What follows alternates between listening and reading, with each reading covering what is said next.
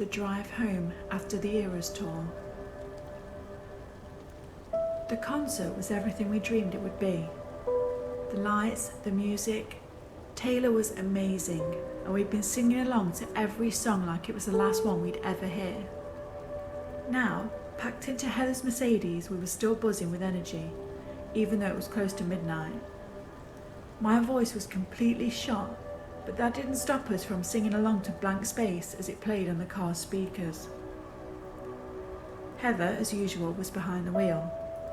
She's the best driver in our group, and honestly, her car makes you feel invincible. The sleek engine hummed as we sped down the empty highway. Windows down, cool air rushing in. We were laughing, chatting about our favourite moments from the night. Just 5 best friends soaking up the high after a perfect concert. But then, things took a turn. I first noticed them in the rearview mirror. 2 cars closing in behind us. They were swerving a little, clearly not driving straight. At first I didn't think much of it. It's late, people drive a bit reckless sometimes, I thought. But as they got closer, I could see the cars were packed with guys, and they weren't just driving carelessly, they were rowdy, hanging out the windows, shouting things I couldn't quite hear over the music. "Heather, you see those guys?" I asked, trying to keep my voice steady, but there was a knot of unease forming in my stomach. Heather glanced in the mirror, her hands tightening on the steering wheel. "Yeah, looks like they're wasted." The cars were almost tailing us now, flashing their headlights and honking their horns. The guys inside were yelling something, but I couldn't make it out. I exchanged a look with my friend Sarah, who was sitting next to me in the back. She looked nervous too. They're getting closer," Sarah said, her voice a little shaky. Heather sped up, but the guys sped up too, now driving right beside us, 1 car on each side. One of the guys leaned out of the passenger window, his arm waving, shouting something about pulling over.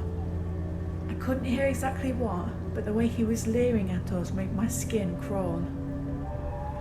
"Just ignore them, keep driving," I said, my heart now pounding in my chest. My mind raced with what could happen. What would they do if we stopped, or if they forced us off the road? Heather nodded, her face set in determination, but her knuckles were white on the steering wheel. "I'm not stopping." The guys didn't like that. They swerved, trying to get in front of us, almost forcing Heather to brake.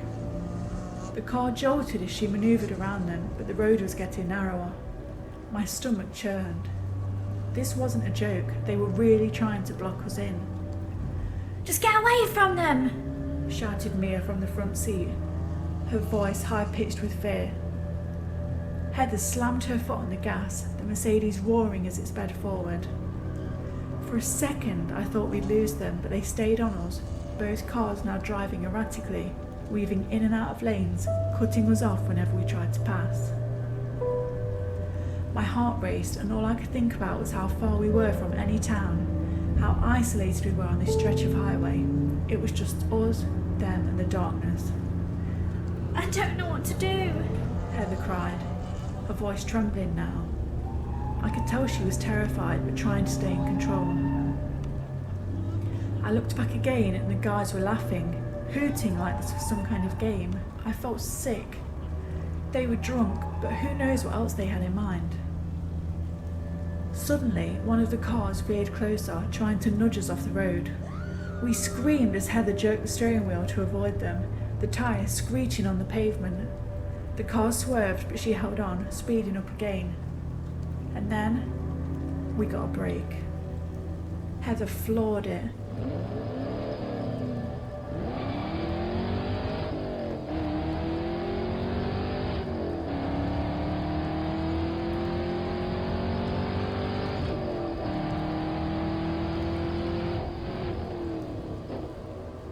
The Mercedes shot forward faster than I thought it could go. The gap between us and the 2 cars widened, and finally their taillights began to shrink behind us. The laughter and shouts faded as we tore down the road, leaving them behind. For a minute, no one spoke. The car was silent except for the sound of our ragged breathing, my hands shaking, and I could feel my heart pounding in my throat. Heather finally let out a long breath. We lost them.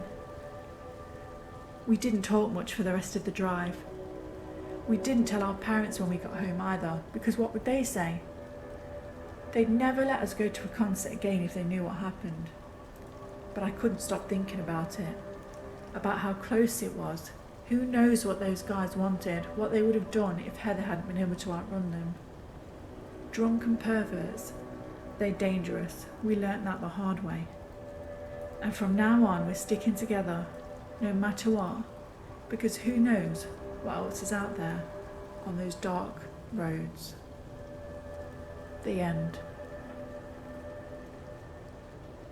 Thank you for listening today. Stay safe out there. Join us In the next video. and don't get too spooked.